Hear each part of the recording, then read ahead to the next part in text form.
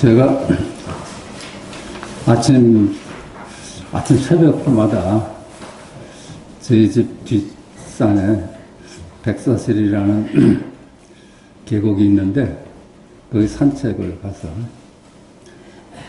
차도 마시고 한 바퀴 돌고 내려오는 게 한 20년은 됐나 모르겠어요. 그렇게 하다 보니까 거기 이제 오시는 분들하고 많이 친해졌어요. 그 인사도 하고 그랬는데 저번에 한번 며칠을 어디 갔다 오느라고 아침에 못 나갔거든요. 그랬더니 인사를 많이 받았어요. 마침 그 사이에 저보다 한 살 나이가 많은 분이 돌아가셨어. 그 식구 중에. 그러니까 제 걱정을 하는 거라요. 곧 암인데 싶으니까. 그래가지고 인사를 많이 하더라고요. 걱정됐었다고 왜 안 나오셨나 하고. 근데 특히 이제 그 스님이 한 분이 계신데, 여성이. 그 돌아가신 분 얘기를 이제 하면서 그 참 무상하다고. 이렇게 어떻게 금방 돌아가실 수 있나 하면서 특별한 용어를 쓰더라고. 이 주권이 없어. 우리한테는 주권이 없어. 그 주권이 없다는 얘기가 아주 좀 새삼스럽게 들렸어요. 이게 실체가 없다는 얘기보다는 주권이 없다는 것이 더 와서 닿는구나. 내가 없는 거로구나 하는 게, 그 자성이 있다 하는 얘기보다는, 자성이 없다 하는 얘기보다는 주권이 없다 하는 게 와서 닿더라고요. 우리가 그러잖아요. 주권이 저번에도 말씀드렸지만, 몸은, 예? 그림자는 말이지, 몸한테 하는 얘기가, 너는 참으로 좋겠다. 나는 네가 하는 대로 움직여야 되니까, 나는 주권이 없다 하는 얘기 아니에요. 몸은 또, 나도 그렇지 않아. 내 마음이 움직여줘야지 나도 움직여. 그러잖아요. 그 몸도 주권이 없는 거야. 그 주권이 없다는 것이 와서 더 닿더라고. 실체가 없다. 이름뿐이다 하는 것보다. 그 몸은 또 그렇잖아요. 나도 마음대로 하는 게 아니다. 마음을 따라야만 된다. 그렇게 해서 궁극적으로는 그 뜰 앞에 잣나무다 하는 데까지 가지 않습니까? 뜰 앞에 잣나무다만이 왕이야. 나머지는 주권이 없어. 실체가 없어요. 그 얘기도 다음에 한번 가져오려고 그러는데, 노자도 이렇게 비춰봤어요. 그런 식으로. 인법지 하잖아요.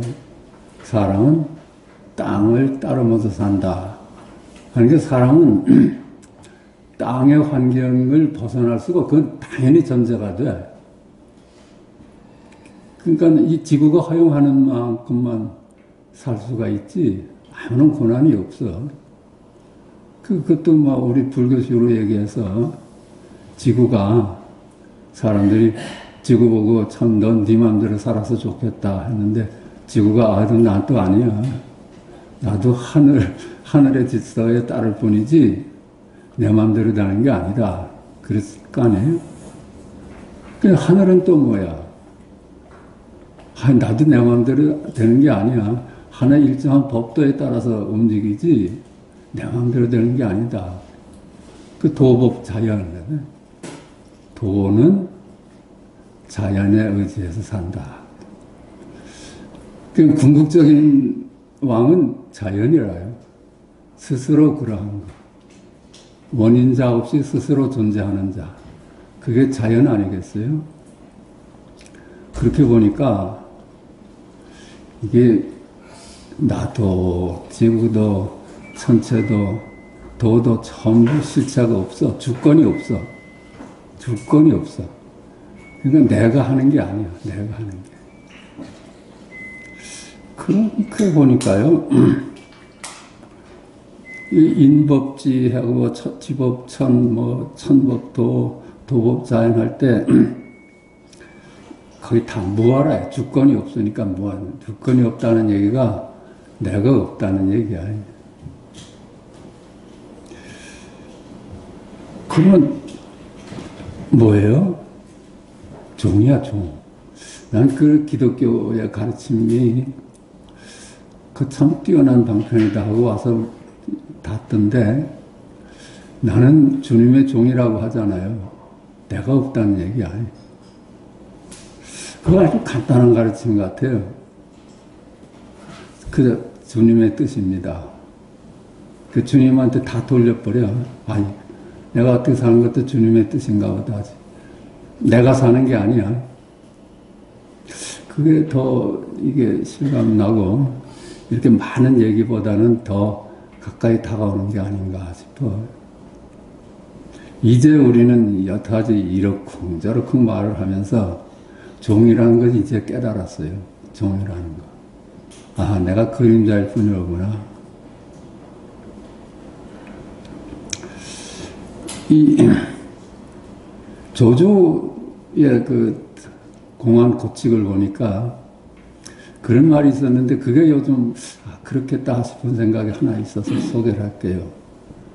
조조가 제자를 데리고 우리가 얼만큼 자기를 낮출 수 있나 내기를 합니다. 그 지금 기억은 안 되는데 하여튼 내 줄거리는 나는 종이다. 그래서 그것보다 더 내려가서 아는 말이다. 그러니까 또 조조는 나는 말의 똥이다. 이렇게 자기를 낮췄어요. 그랬더니 그 제자가 나는 그 똥을 먹는 벌레다. 그랬거든. 그렇게 낮춰갔는데 나는 그 똥을 먹는 벌레다. 그래서 조조가 게임을 멈춰요. 서로 떡을 내기로 했는데 떡은 네가 내야 된다. 그래. 제가 뭐가 잘못이길래 떡을 이제 사게 진 건가? 제자가 왜 졌나? 한번 생각을 해. 그 화두야. 나는 종이다. 그런데 제자는 나는 당나귀다. 그랬더니 조조는 나는 당나귀가 눈똥이다. 그랬더니 제자는 난 그 똥을 먹는 벌레다. 이랬거든. 그랬더니 조조가 네가 졌다. 그래. 떡은 네가 내야 된다. 그것도 질문이 있었어요. 그런데 이렇구나 싶었는데 한 번 더 찾아보십시오.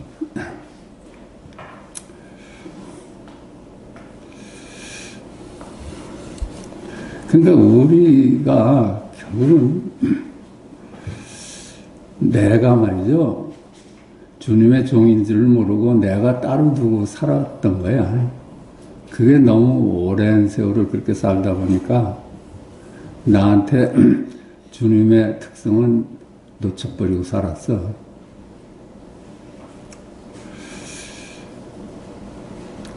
그러니까 이게 사람은 말이죠. 어때요? 아주 지극히 종이 될 수만 있으면 지극히 종이란 말도 더 필요가 없는 종이면은 그게 부처거든요. 그러니까 이게 그 얘기가 사과와 미륵의 주인은 누구냐 하는 그 무문관 고칙같이 석가와 미륵의 종은 누구의 종이냐? 우리 얘기했죠. 뜰 앞에 잣나무다. 하늘이 막습니다. 이 자리의 종이라요. 그 자리뿐이야. 그 자리뿐이야. 나머지는 전부 실체가 없는 이름일 뿐이라요. 우리식으로 얘기를 하면은 사람도 땅도 하늘도 돌도 다 이름일 뿐이야. 실체가 없어. 요즘 말로는 아바타들이라. 아바타임을 깨닫는 것이 부처로 거듭나는 길 아닐까요? 그런 생각을 해봐요. 그러니까 기독교에서 이 나는 주님의 종입니다 하는 가르침이 엄청 스승한 가르침이다 하는 생각이 들어. 근데 우리는 그 종이라는 걸 깨닫는데 몇 년이 걸렸는지 몰라. 그냥 받아들이면 그냥 종이었는데, 그죠? 우리 한마음 전원의 대행 스님도 다 마음의 밭이라고 그러잖아. 다. 네가 책임지지 말고 다 하나님의 뜻이라고 보라고. 그것도 아주 너무나 간단한 가르침인데, 우리가 십여 년간 한 얘기가 거기 다 응축되어 있어.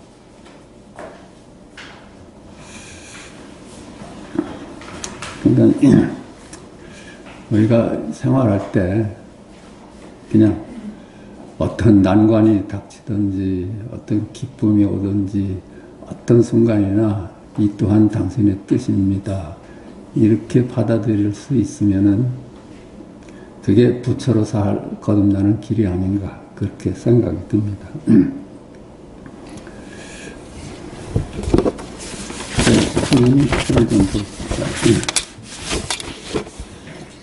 이게 듣고 늘 하는 얘기인데 할 말이 없으니까 이렇게 가져오죠. 부처의 길과 중생의 길이다. 부처의 길은 모든 일이 지금 여기 일이어서 둘이 아님을 깨달아 모든 비교와 갈등으로부터 해방되어 안심 인명을 얻는 길이다. 그러니까 우리의 고통의 주범은 둘로 보는 데서 오는 겁니다. 둘로 보니까 비교를 할 수밖에 없고 비교가 갈등을 낳고 그래서 사바세계를 만들어냅니다. 원래는 둘이 아닌데 비교할 것이 없는데 둘로 보는 데서 보면 비교에 떨어진 것이 사바세계의 원인이라 해요. 그런데 지금 여기 일만이 실제이며 그 외 둘로 나누어진 만물의 세상은 실체가 없는 이름일 뿐임에 눈을 뜨는 일이다. 그렇죠? 모든 것이 지금 여기일 뿐이야. 그래서 지금 여기일 뿐이지 따로따로 존재한다는 만물은 실체가 없는 이름일 뿐이야.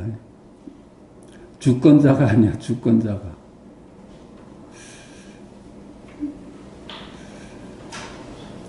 세상은 분별로 인하여 만들어진다. 그렇죠? 그런데 둘이 아님에도 불구하고 우리는 이 생각이 세상을 조각조각 내버립니다. 이름이. 그러므로 분별로 인하여 만들어진 세상은 이름일 뿐 실제가 아니다. 그 이름일 뿐이야. 우리는 이 몸이 있는 줄 알았는데 어제의 몸이 여기 없더라고요. 내일의 몸도 여기 없고 이렇게 순간순간 생멸하는 놈이 어째 실체가 있고 나라고 하겠어.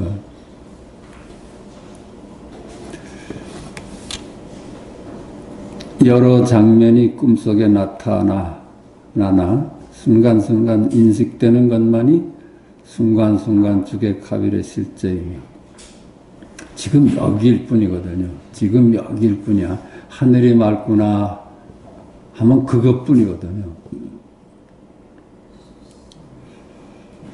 꿈에서 깨어나 현실로 돌아왔을 때 역시 지금 당장 순간순간 인식되는 것만이 순간순간 주객합일의 실제다.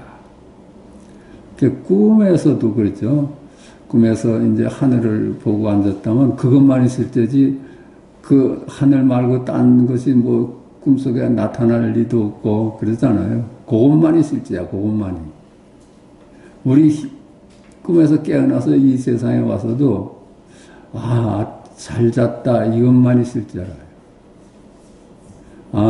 아침 먹어야지, 출근해야지, 이것만이 실제지, 우리 생각이 미치질 않으면 머리가 작동되질 않는 것은 그건 실제가 아니라요. 우리 이름 지을 때만 나타나는 것들.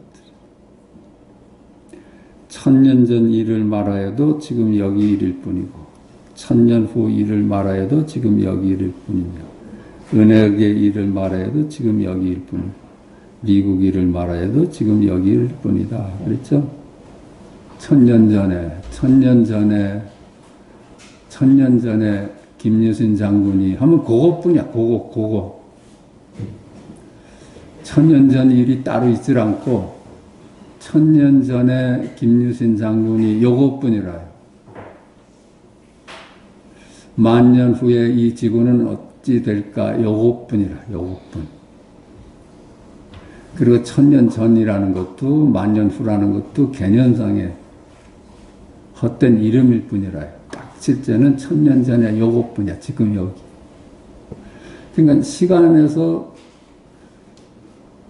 억만 년의 시간이 전부 이름일 뿐이고, 그렇죠? 공간이 전부 이름일 뿐이야. 미국에서 이게 여기 일이고 미국 일이 아니거든요. 요것뿐이야.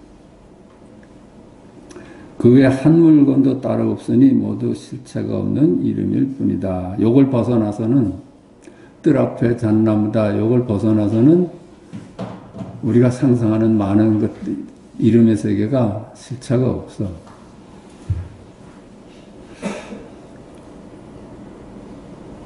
그런데 사실은 또 깨놓고 보면 그 망상이 볼이야. 망상이 지금 여기 일이야.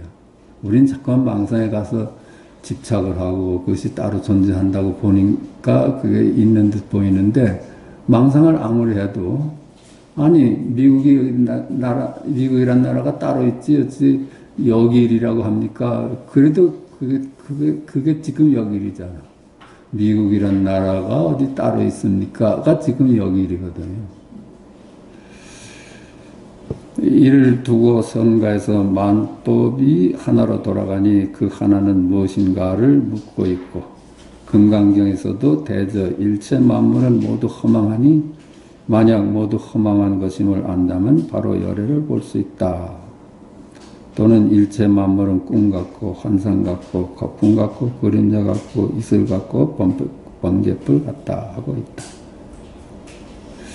이건 뭐 다 아는 얘기지만은 경전의 근거를 두고 하는 얘기예요. 경전을 벗어나서 얘기를 하면은 그걸 누가 믿겠어? 우리 부처님 제자잖아요. 요컨대 만법이 무자성이다. 요컨대 만법이 주권자가 하나도 없어. 주권자는 오직 부처님 한 분이라. 고유한 자성이 없어 스스로 존재할 수 있는 것이 아니어서 인식할 때만 분별을 통하여 나타나는 이름일 뿐이다. 모든 분별로 인한 비교 갈등으로부터 벗어난 평화를 두고 상락아정이라고 하기도 한다. 그 사바세계에 대칭되는 얘기야. 비교만 안 하면 거기가 극락이거든요. 비교에 떨어지면은 거기가 사바세계고, 비교만 내려놓을 수 있으면 거기가 열반이라.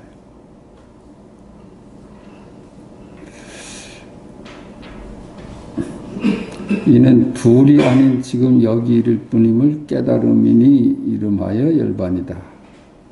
삼천대천 세상이 모두 이름일 뿐이니 100만 윤회를 해도 결국 윤회한 바가 없다. 그 이름일 뿐이라는 것이 와서 다 하니까 윤회를 하되 윤회한 바가 없어. 그러므로 윤회한다 하나 윤회가 무의미하다. 윤회한다고 하고, 우리가 낮생활하고 꿈생활하고 꿈도 없는 잠생활을 돌면서 살잖아요. 근데 윤회한다고 생각 안 하잖아요. 한 놈이 거기에서 다른 놈이 아니니까. 그 낮과 밤과 꿈은 전부 다 실체가 없는 이름일 뿐이거든. 그 세상이 따로 존재하지 않거든요. 그러니까 연애한다고 하질 않죠, 우리가. 이게 부처의 길이라요. 근데 중생의 길은 만물이 따로따로 존재한다는 전제하에서 살아가는 길이다. 그렇죠? 만물이 따로따로 존재하는 데서 시작되는 게 우리가 중생의 길이에요. 여기에서는 선악, 위축, 귀천, 고하, 너와 나, 동서남북, 과거, 현재, 미래가 각기 따로 있어서 비교하고 갈등하는 삶을 살아간다. 그 둘로 보면은 비교하고 갈등할 수밖에 없어요. 이른바 사바세계다. 선호가 있어 지금 여기가 아닌 시공간에 머물고 선악에 따른 인과를 말하게 되고 착함이 강조되어 수행을 말하게 되고 그 과보에 따른 육도윤회를 당연시한다. 그러나 이는 망상이다. 실체가 없는 이름일 뿐인 그림자의 세상을 실제로 알고 살아가는 것이다. 요게 이제 우리들 중생이 사는 세계입니다. 따로 존재한다고 보는 데서 비교에 떨어지고, 비교는 갈등을 낳고, 그래서 이 세계를 사바세계로 만듭니다. 그냥 이 사바세계에 대해서는 우리가 전부 책임이 다 있는 겁니다.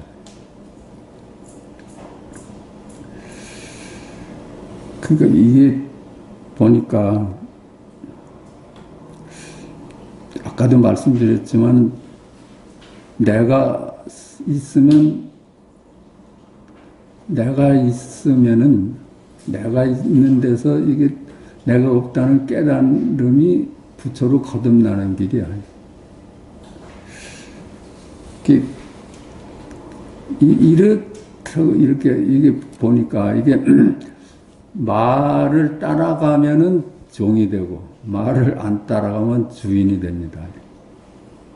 딱 그래. 하늘이 막습니다. 여기서 말을 따라가면은 말의 노예가 되고 말을 안 따라가면 주인짜리라.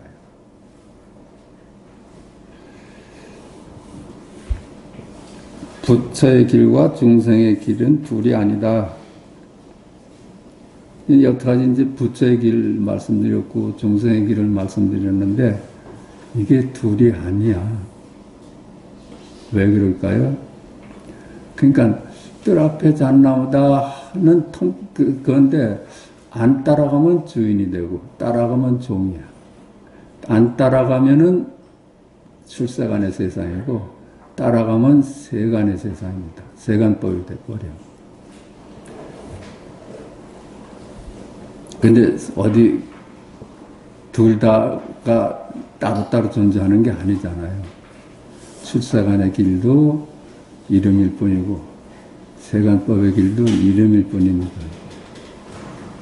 부처의 길도 이름일 뿐이고 중생의 길 역시 이름일 뿐으로 삶의 양면일 뿐이다. 둘이 아니다. 다만 부처의 입장에서는 중생의 길이 무의미하고 부처의 입장에서는 육도윤회가 무의미해. 그 중생들이 사는 세계잖아요. 근데 육도윤회를 하되 부처의 입장에서는 그게 무의미해. 중생의 입장에서는 부처의 길이 아득하다. 중생의 입장에서는 부처의 길이 꿈도 꿀 수가 없어. 아득해.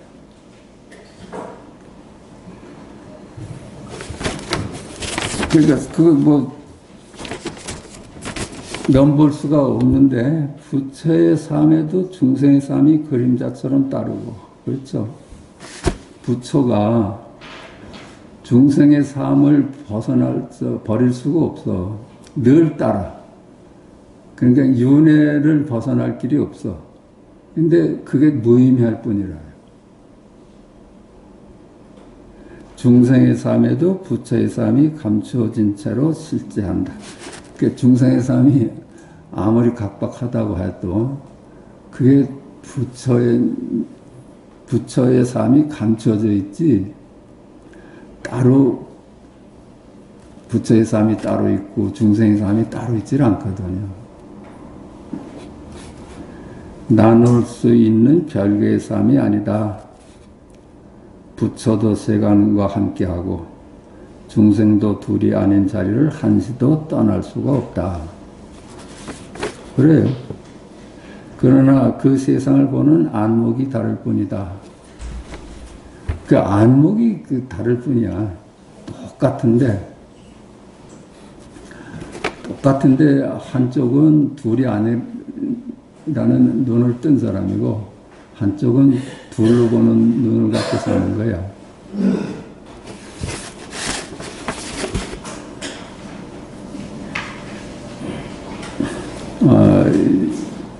어느 스님이 열반과 인과를 둘로 보아 깨달은 사람은 인과에 떨어지지 않는다고 하여 여음을 받았다고 한다.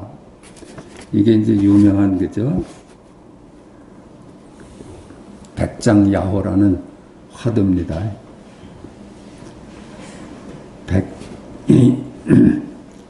어때요? 이게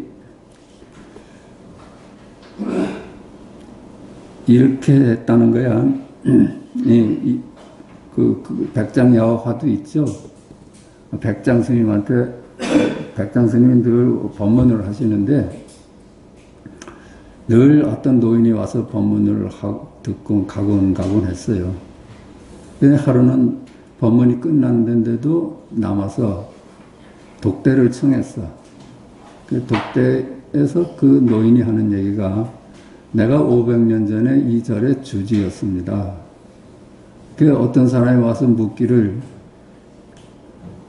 깨달으면은 인과에 떨어집니까? 그걸 물었다는 거야. 그래서 그 주지가 깨달으면 당연히 인과에 안 떨어지지 이렇게 답을 했더니 그 잘못 답을 해가지고 여음을 받았대요. 500년 동안 여음을 받지 못했는데 이 바른 말씀을 해주시면은 이 여음을 벗을 수 있겠습니다. 그랬거든.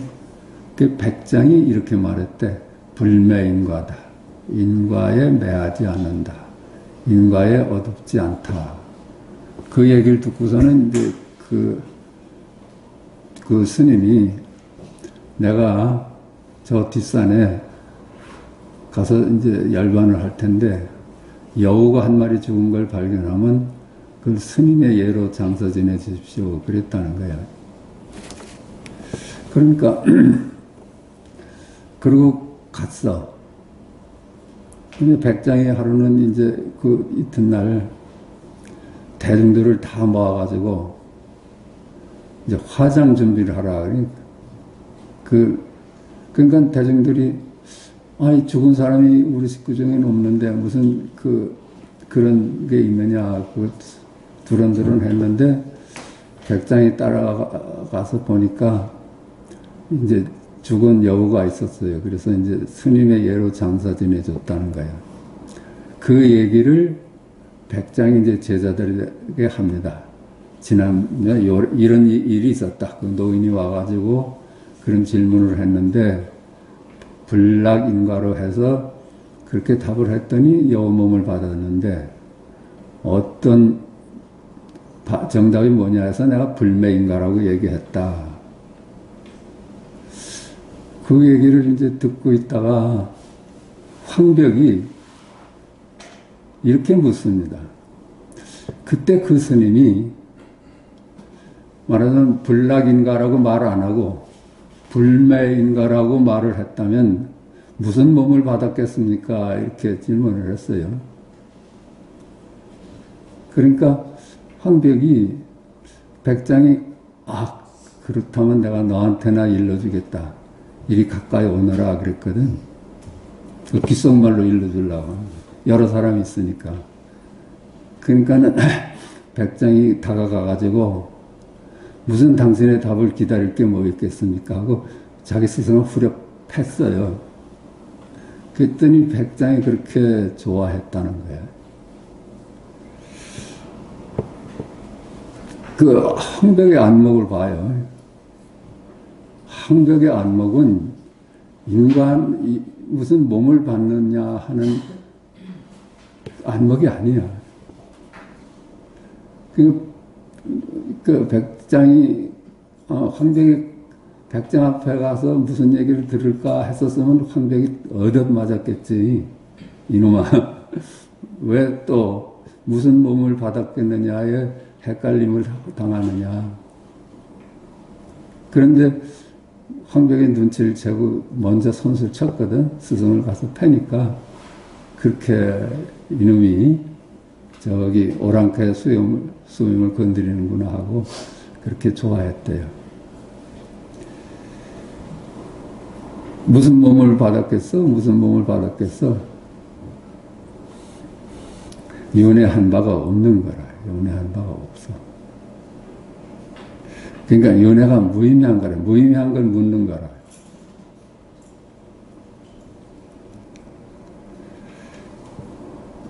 이에 대해서 어떻게 답을 하였어야 여우몸을 받지 않았겠는가 하는 질문에 백장은 인과에 어둡지 않다 하고 답하였다. 이 대답을 듣고 그 스님은 여우몸을 벗었다고 한다. 불매인과 인과에 어둡지 않다 하고 인과에 떨어지지 않는다 하는 그 차이가 어떨까요? 인과에 어둡지 않다 하는 것은 윤회를 하되 윤회한 바가 없는 거라. 그 말을 거기 함축한 얘기야. 인과 속에 있을 때 부처에게는 그 인과가 무의미하다. 육도 윤회를 하되 윤회한 바가 없다. 그러니까 윤회를 하는데 윤회한 바가 없는 거예요. 여기에서는 육도 윤회의 세상이 한갓 그림자의 이름일 뿐이다. 산과 물이 둘이 아니요 선과 악이 둘이 아니나 부처는 세간에 머물며 산은 산으로 쓰고 물은 물로 쓰고 선은 손으로 쓰고 악은 악으로 쓴다.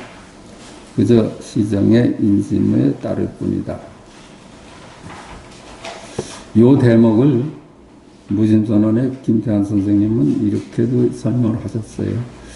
궁극적으로 그런 불락인과로 말한 건 틀린 거고 불매인과가 맞다고 보면은 어때요? 그거 괜찮은 거예요? 말을 따라가면 그 하나는 맞고 하나는 틀리죠. 근데 여기서도 말을 따라가지 않으니까 인과에 떨어지지 않는다. 이게 열애고, 그죠? 이게 깨달음이고, 인과에 매하지 않는다. 이게 깨달음입니다. 여기까지 말을 해야 돼.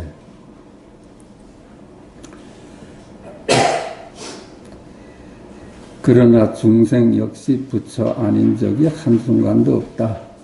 부처와 중생이 둘이 아니다. 그는 다만 만물이 각기 스스로의 자성이 있다는 망상에 빠져서 산다. 망상이야. 내가 따로 있다는 건 망상이라. 주권이 없어. 죽을 때 내가 주권이 있습니까? 태어날 때 내가 태어나려고 해서 없을까?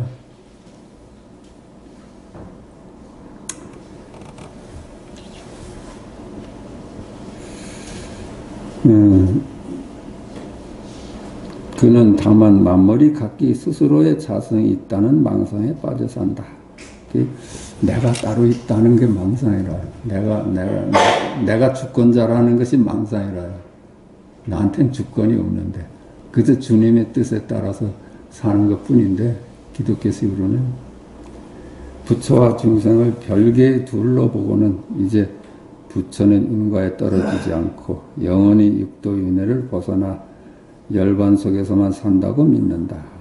요게 불락인과를 이렇게 이해를 하면 불락인과의 뜻이라요.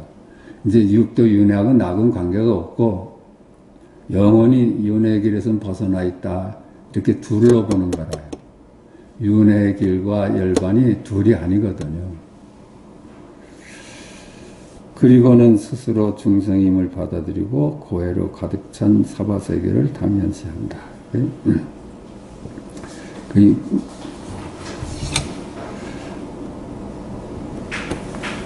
부처와 중생을 별개로 보고, 그러니까 그래 그냥 뭐 얘기가 안 됩니다. 여담을 하나 하겠습니다. 출세간법은 출세간법이고 세간법은 세간법이다. 출세간법은 상락아정의 길이고 세간법은 고해의 길이다. 그렇죠? 우리가 분별만 내려놓을 수 있으면 비교에서 벗어나는 거고, 비교만 안 한다면 거기가 열반이라는 거야. 딱 둘로 보면은 비교를 하게 되고, 그럼 사바세계가 열린다고 그래요.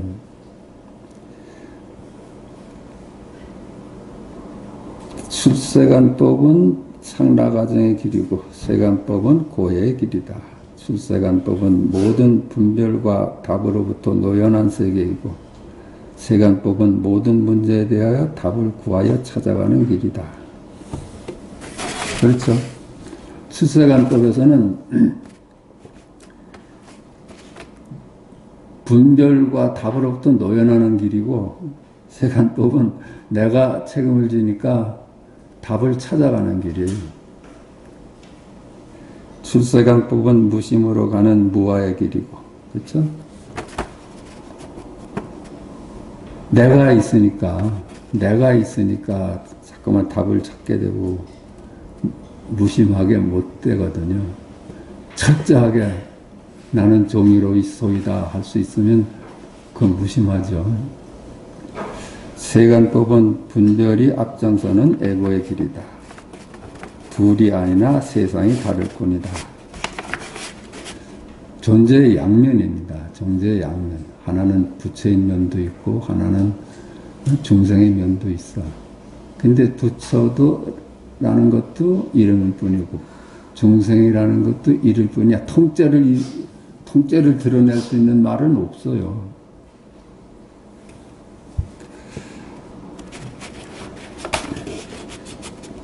둘이 아니나 세상이 다르다. 그러므로 출세간법을 깨닫는데 세간법의 방법이 동원될 수 없고 세간법에서 출세간법이 원용될 수 없다. 길이 달라. 출세간법은 나는 종이로서이다 한 깨달음으로 가는 길이고 세간법은 이제 자기가 앞장서 가지고 세상을 헤쳐나가는 길이다. 그러니까 이게 세간법에서 출세간법을 원용해서 써먹을 수가 없어. 한때 부자로 성공하는데 지금 여기 근본 생명의 힘을 빌려 성공할 수 있다는 믿음이 있었다. 소위 말하는 시크릿의 길이다. 요즘 뭐 끌어당기는 법칙이니 뭐 이런 얘기를 하는 사람들이 있던데 그건 아니야. 그냥 이 세간법에는 우리가 열심히 노력해서 사는 거예요. 세간법에서 성공하려면 노력해야 돼요. 그러니까 노력하는 길이 무심으로 할 수만 있다면 그건 금상첨화지. 그러나 출세간의 길과 세간의 길이 다르므로 서로 원용될 수는 없다 하겠다. 출세간법은 무심이 이루는 길이고 세간법은 분별심이 일으켜내는 길이다. 세간에서 성공하는 길은 세간의 방법에 따라 부지런히 노력하는 길이 있을 뿐이다. 그 노력이 부처의 일이긴 하지만 그 노력이 누구의 일이야? 부처의 일이에요. 내가 하는 일이 아니라. 그러므로 다만 그 노력이 무심히 진행된다면 금상첨화가 아니겠는가 그랬죠? 우리가 부처임을 깨닫고 나서도 열심히 살잖아요. 세간을 버릴 수가 없어. 우리 이 공부를 하고 뭐 이렇게 부처를 찾고 출세간법에 익히고 하는 것이 근본 목적은 세간에 있습니다. 궁극적인 뜻은 세간에 있다고 봐요. 세간에.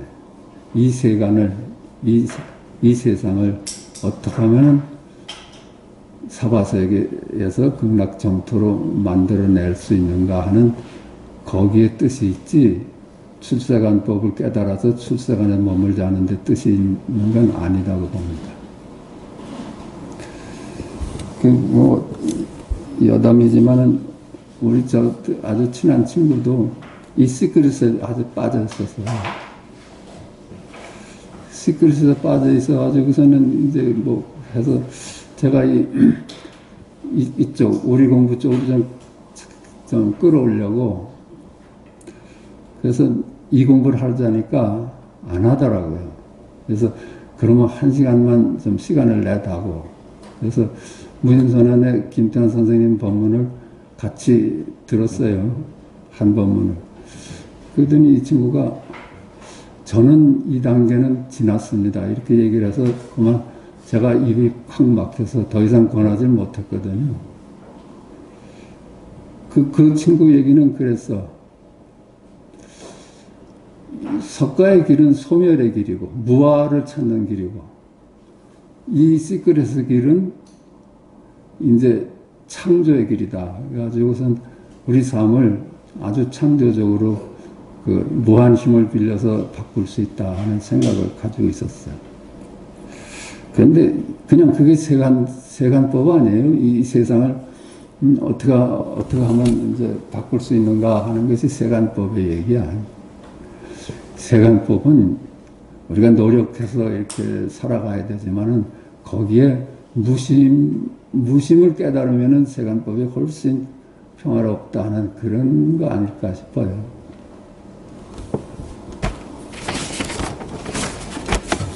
자, 책 좀 하십시다.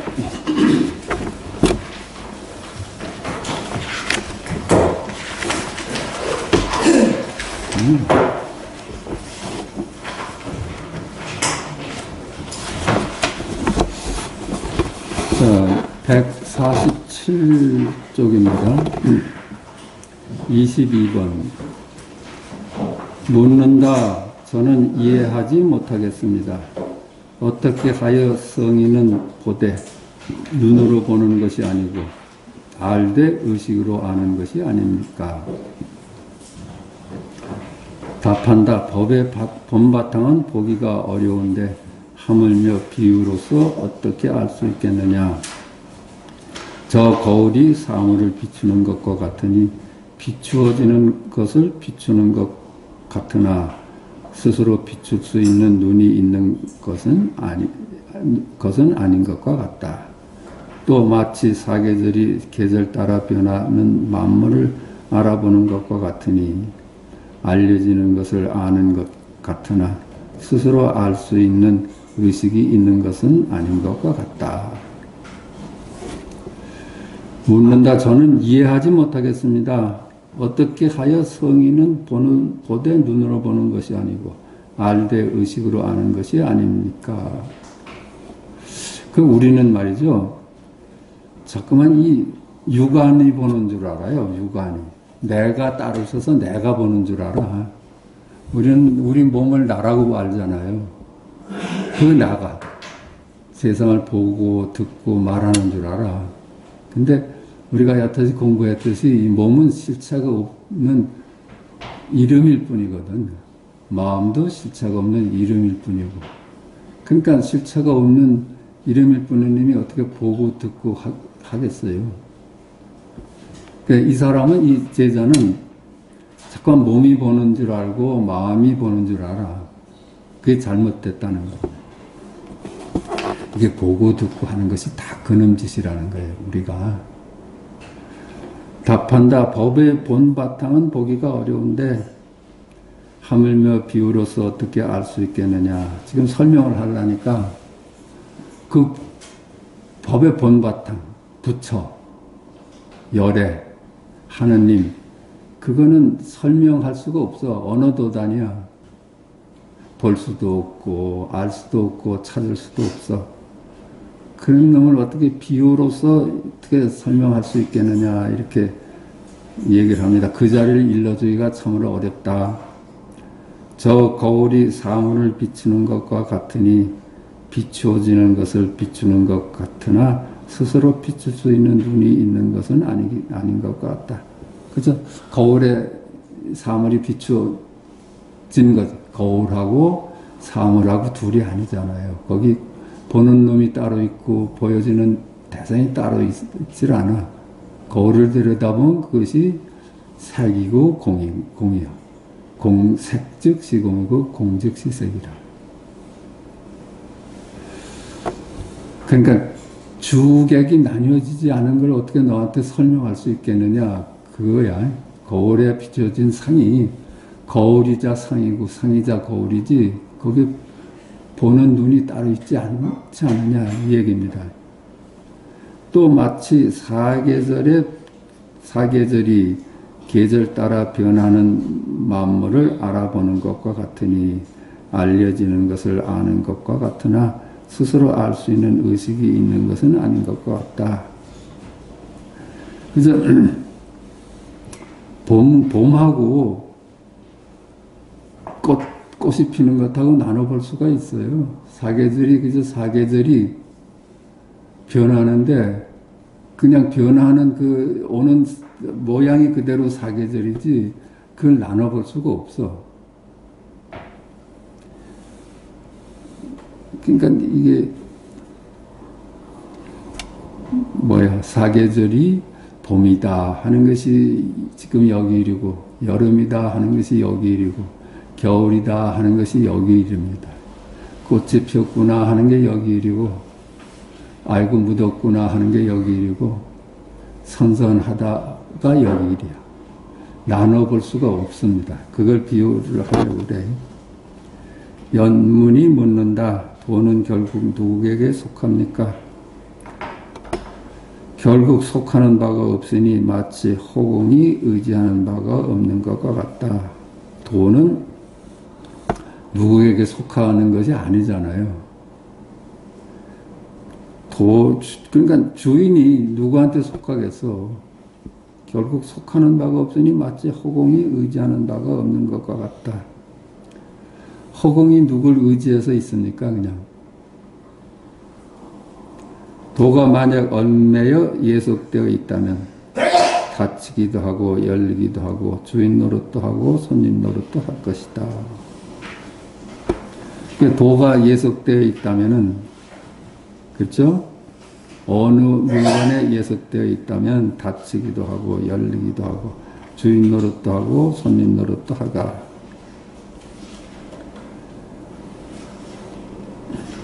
그러니까 도가 이 말이야. 만약 얽매여 예속되어 있다면 도는 분별의 노예가 돼버려. 그렇죠? 도가 분별에 불임을 당하게 되죠.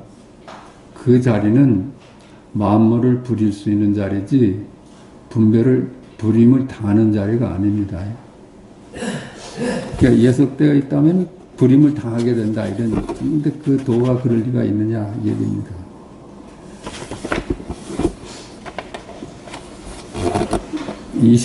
묻는다. 어떤 것이 도의 본바탕이고 어떤 것이 도의 작용입니까?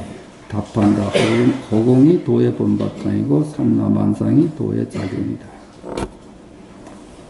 그렇죠? 도의 본바탕은 뭐야? 또 작용은 뭐야? 그러니까 마치 바다가 파도와 나눌 수가 없는 거하고 똑같아요. 수보리파, 파보리수 그래. 파도가 바다이고 바다가 파도야. 그게 파도를 보면 작용이고, 그렇죠? 그것이 또 바다야. 허공이 도의 본바탕이고, 허공이 바다고, 삼라만상이 파도다. 이렇습니다. 그냥 있는 대로요. 있는 그대로 도옵니다. 있는 그대로. 삼라만상 그대로 도옵니다. 그러니까 도라는 이름도 필요 없고 삼라만상의 이름이 붙지도 않아.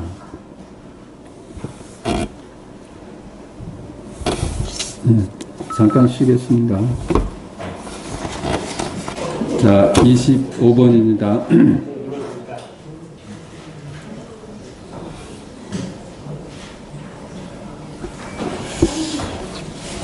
묻는다. 그 속에서 누가 만들어냅니까? 그 속에는 참으로 만들어내는 자가 없고 법계의 본성이 본래 그러하다. 본체와 작용을 물었지 않습니까? 그냥 누가 주인이 돼가지고 만들어내는 사람이 있는 게 아니라 법계의 본성이 그렇다. 법계의 본성이 색즉 시공이다. 이 얘기입니다. 그러니까 만들어내는 사람하고 만들어지는 것을 나눠보질 않고 그저 통째다 이런 얘기야. 중생의 업의 힘이 만들어내는 것이 아닙니까? 무릇 업을 받는 것은 업에 얽매여 있으니 스스로가 원인일 뿐 다른 원인은 없다. 어느 겨를에 바다를 만들고 산을 쌓으며 하늘을 만들고 땅을 설치하겠는가? 업의 힘이 만들어내는 것이 아닙니까? 그러니까 그 업의 그 분별이잖아요. 분별이 만들어내는 것이냐 이런 뜻이야. 이 양반이 업을 받는 것은 업에 얽매여 있으니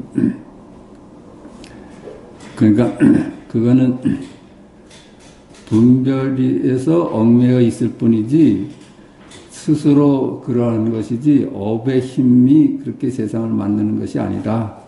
스스로 원인일 뿐 다른 원인은 없다. 이 세상은 스스로가 원인이지 더 이상의 원인이 없다 하는 얘기예요. 어느 겨를에 바다를 만들고 어느 산을 쌓으며 하늘을 만들고 땅을 설치하겠는가. 그냥 스스로 그러하다는 얘기입니다. 스스로 그러하다.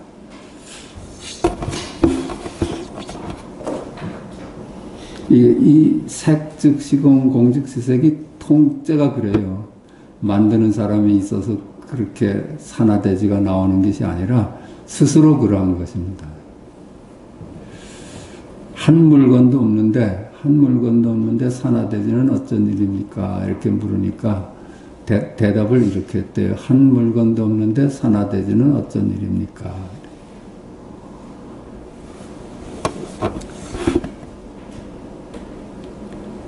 법의 속성이 그래. 한 물건도 없는데 산화대지는 어쩐 일입니까? 당신 말 맞다나 한 물건도 없다는데 산화대지는 어찌 생겨납니까? 그러니까 한 물건도 없는데 산화대지는 어떤 일입니까? 이렇게 질문을 되풀이했어요.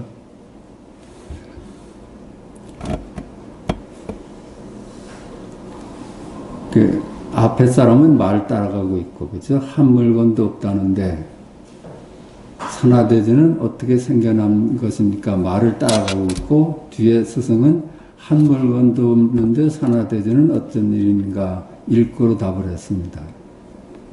거기 만든 자도 없고 만들어지는 대상도 따로 있지 않다는 얘기예요. 묻는다. 대개 보살에게는 의생신이 있다고들 하는데 어찌 신통의 힘에서 말미암은 것이 아니겠습니까? 대개 이제 도력이 높은 사람은 몸을 막 이 몸 저 몸으로 낮출 수가 있다는 얘기 아니야? 생각하는 대로 생기는 몸이 있다는 거야. 있다고들 하는데 어찌 신통의 힘에서 말미암은 것이 아니겠습니까? 예전에 우리 어렸을 때 도인은 말이지 동에서 번쩍하고 서에서 번쩍 자기 몸을 드러내고 한순간에 천리를 가고 뭐 그렇게 들었거든요. 그 얘기야.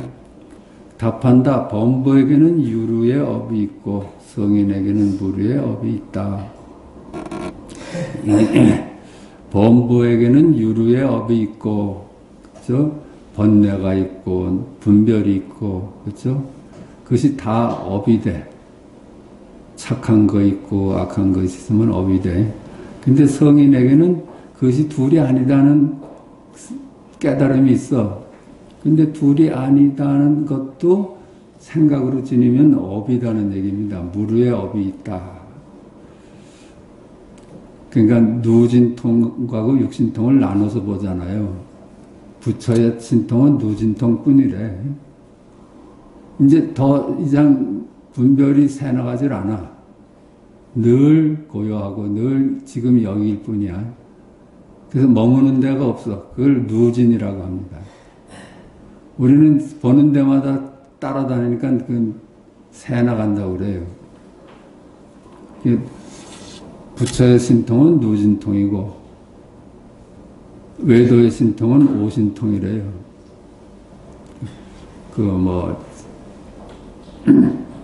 근데 여기 무르에 업이 있다 하는 건 성인이 무르를 고집을 하면 그게 업이 된다는 얘기입니다. 그 누진이 업일 수가 없잖아요. 근데 무르에 업이 있다는 거는 무르라는 것을 껴안고 있으면은 이런 신통이 올 수도 있다 이런 얘기야. 그들에게 비록 뛰어나고 못난 차이가 있지만은 원인이 자연의 도인 것은 아니다. 그들이 오신통을 하고 또 무르에 또 신통이 있다. 그래서 이리저리 몸을 낮출 수 있다 하더라도 그들에게 비록 뛰어나고 못난 차이가 있지만 그랬잖아요. 범부에게는 유리의 업이 있고 이게 하고 성인은 무리의 업이 있어서 비록 뛰어나고 못난 차이는 있지만 원인이 자연의 도인 것은 아니다. 그것이 본질적인 있는 그들의 도는 아니다. 이런 얘기입니다. 이렇게 신통을 부리고 이런 것이 우리 있는 그들의 도의 입장에서 보면 다들 분별의 장난이다. 그러므로 말한다. 여러 가지의 의생신을 나는 심량이라고 말한다. 그렇기 때문에 나는 말한다. 그 의생신, 이리 몸을 놔두고 저리 몸을 놔두는 것은 분별의 마음이 만들어낸 것이라고 본다. 이런 뜻입니다. 그건 분별의 영역이다. 도의 영역이 아니다. 그 얘기야.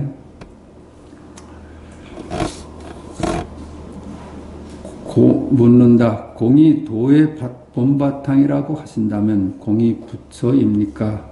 그렇다. 공이 도의 본바탕이라고 하면 공이 부처입니까? 이렇게 물었어요. 그러니까 그렇다 그래요. 색이 바로 공입니까? 그렇다. 그렇다. 이 세상 이대로가 실체가 없는 빈 것이다. 그 공이 부처입니까? 그렇다 그럽니다. 만약 공이 부처라면 성인께서는 어찌하여 중생들에게 염공하라 하지 않고 염불이라고 합니까? 그 공이 말하면 부처라면 왜 염공한다고 하지? 염불한다고 왜 말을 합니까? 답한다. 중생의 어리석음 때문에 염불이라고 시킨다. 중생이 어리석기 때문에 방편상 염공이라는 것은 염불이라고 하면 좀 더 다가오니까 만약 깨달음을 얻으려는 마음이 있는 사람이라면 자신의 실상을 보라고 시킬 것이니 부처를 보는 것 역시 그렇다. 무릇 실상이라고 하는 것은 공으로서 모습이 없다. 만약 깨달음을 얻으려는 마음이 있는 사람이라면 자신의 실상을 보라고 시킬 것이 이렇게 얘기한다는 거지. 너의 실상을 깨달아야 된다. 무슨 염불이라고 해서 이렇게 하나의 중간 매체를 두질 않는다. 너의 실상을 바로 보라고 얘기를 한다. 그겁니까? 부처를 보는 것이 바로 부처란 말에 걸리지만 않으면 공을 보라, 공을 깨달으라는 얘기다. 그런 얘기야.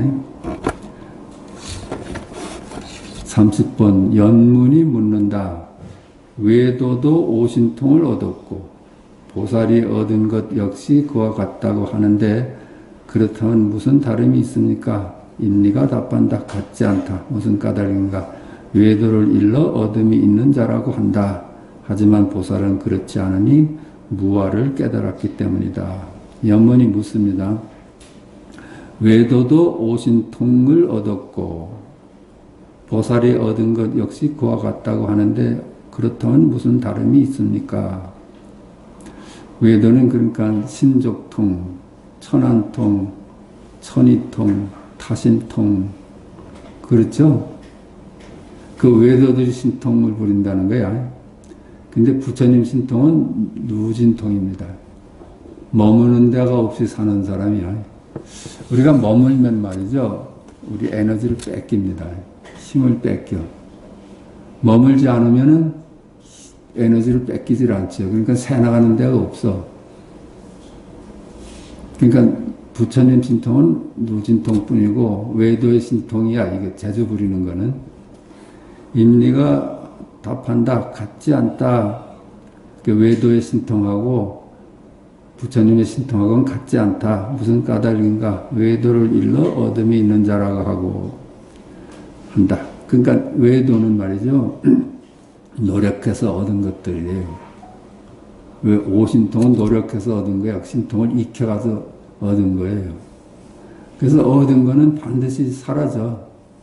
나한테서 빠져나가. 그래서 그 외도들이 하는 건 전부 다 늘 거기다가 신경을 쓰고 수련을 하고 뭐 해야지 그걸 지키지 그만 나태하면 그냥 사라진다고 그래요. 근데 우리 부처님의 신통은 보살은 그렇지 않으니 무아를 깨달았기 때문이다. 그러니까 내가 없어서 무루야 무루. 새 나가는 데가 없어. 머무는 데가 없다는 얘기예요. 그것이 부처님의 신통이다.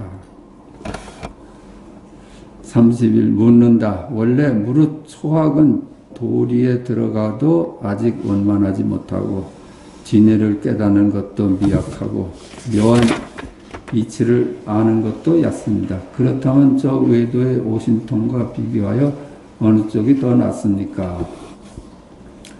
답한다. 먼저 도리에 들어가 진해를 미약하게나마 깨닫는다면 저 현상에 통달하는 오신통이 무엇 때문에 필요하겠는가?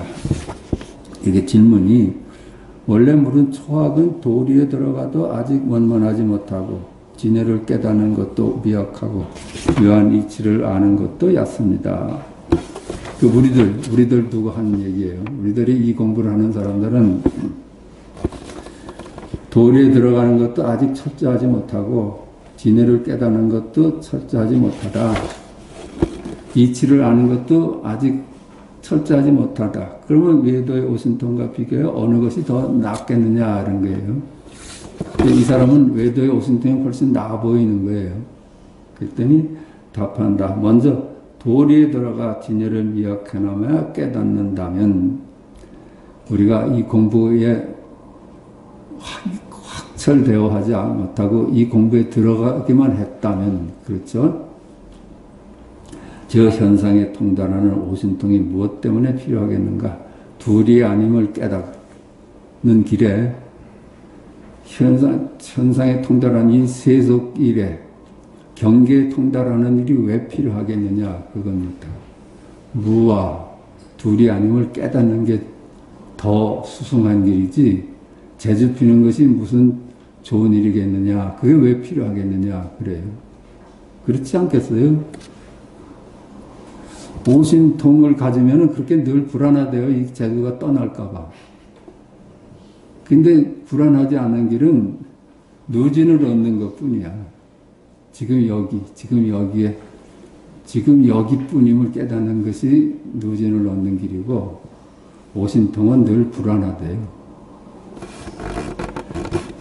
32. 묻는다. 만약 오신통을 얻는다면 일제히 세상의 존경을 받을 것이고 동시에 세상이 소중하게 여길 것이며 앞날의 일을 미리 알고 지나간 일을 돌이켜 알아서 스스로 허물과 잘못을 방지할 것인데 어찌 뛰어나지 않겠습니까? 그렇죠?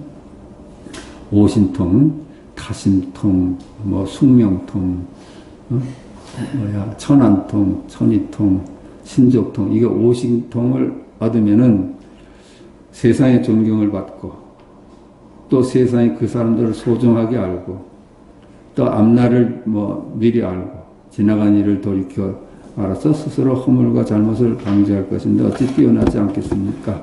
그렇지 않다. 무슨 까닭인가? 모든 세상 사람들은 그 마음이 쉽사리 모습에 집착하고 자기와 관계된 사업을 탐내고 거짓에 의지하여 진실을 어지럽힌다. 그들에게 비록 승의 비구의 신통과 신성 비구의 말솜씨가 있다 하더라도 실상의 도리를 알지 못하면 모두 땅이 갈라져 지옥에 떨어지는 재앙을 면하지 못한다. 모든 세상 사람들은 그 마음이 쉽사리 모습에 집착하는 것들이래요. 오신통이라는 것이 전부 모습에 집착하는 거야. 무심이 아니라요.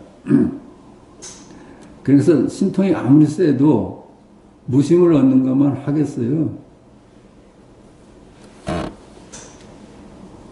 그러니까 그 오신통은 자기와 관계된 사업을 탐내고 거짓에 의하여 진실을 어지럽힌다. 이 신통으로서 밥을 먹고 사는 사람들은 거기에 얼마나 매달리겠어요. 그래서 본래 둘이 아닌 자리에 대해서는 그런 건 가리고 진실을 어지럽히는 사람들이라 그들에게는 비록 승의 비구의 신통과 신성 비구의 말씀씨가 있다 하더라도 그게 무슨 신통이 100가지가 있든 하든지 신성 비구가 경전을 많이 알아서 말씀씨가 많다 하더라도 실상의 도리를 알지 못하면 모두가 지옥으로 갈 운명이다. 이런 취지입니다.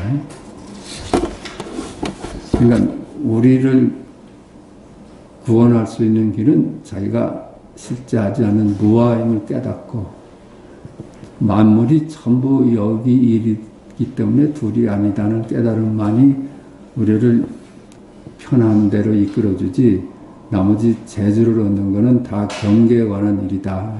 이 얘기예요. 연문이 묻는다. 도는 오직 심신을 갖춘 인간 속에만 있습니까? 초목 속에도 있습니까? 임리가 답한다. 도는 두루하지 않는 곳이 없다. 그렇죠?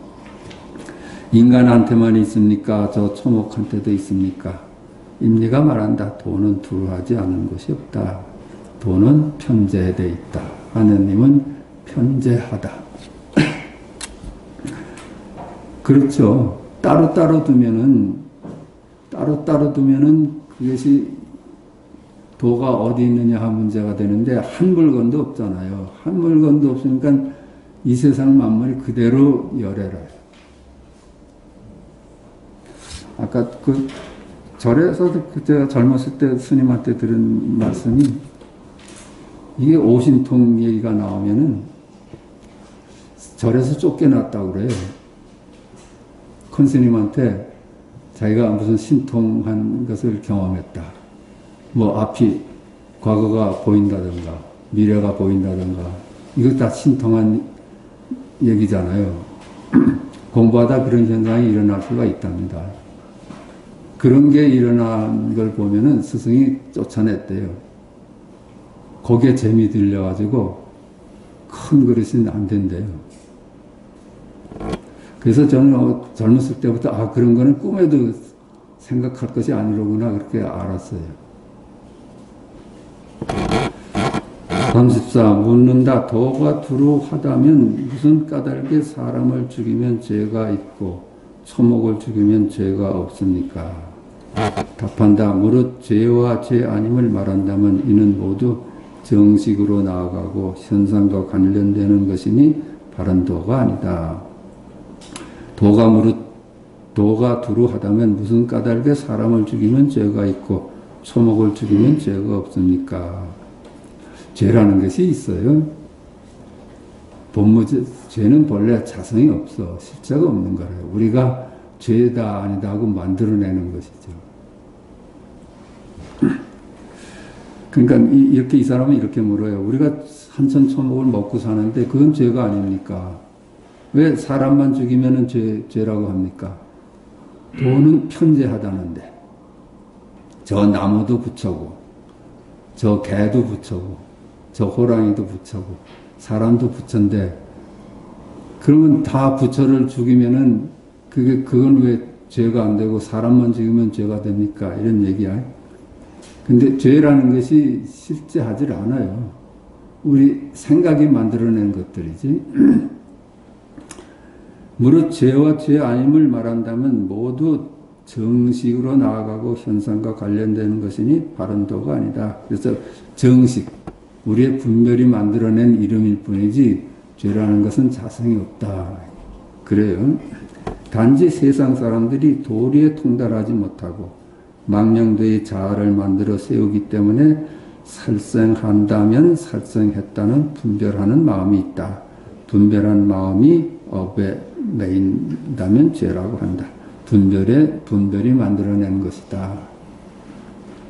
죄라는 것은 본래 자성이 없다. 실제 하는 것이 아니다. 우리 분별이 만들어내는 것이다. 초막에는 정식이 없어서 본래 도리와 하나이고 자아가 없기 때문에 죽이는 것을 헤아리지 않는다. 초목에는 정식이 없어서 본래 도리와 하나이고 자아가 없기 때문에 죽이는 것을 헤아리지 않는다. 그러므로 죄와 죄 아님을 따지지 않는다. 이 양반 이렇게 말했네요. 산천초목은 분별하는 마음이 없다 그래요.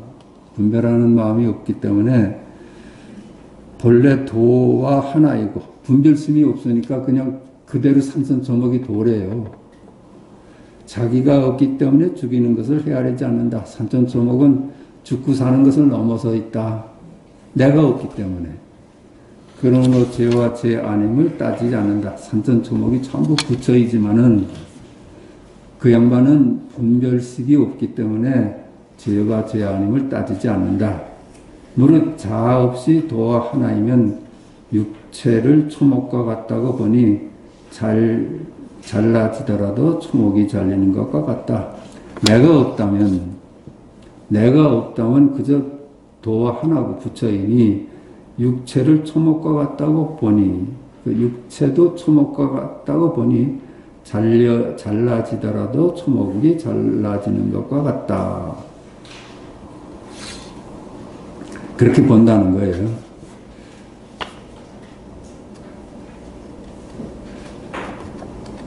그럼 어떻게 할까요?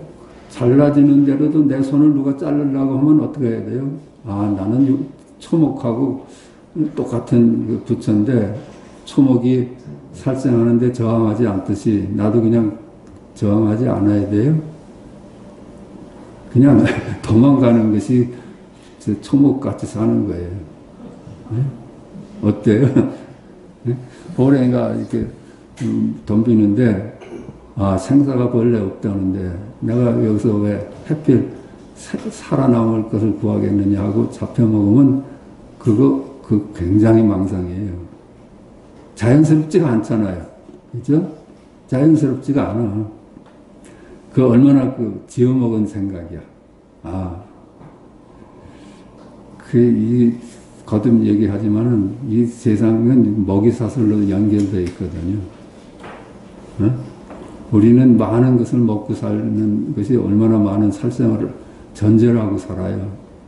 근데 나도 결국 먹히는 먹이사슬의 일부거든. 그러니까 어때요? 먹히는 입장에서 보면은, 먹는 입장에서 보면은 거기 기쁨이 있고, 먹히는 입장에서는 슬픔이 있을 거 아니에요. 그것이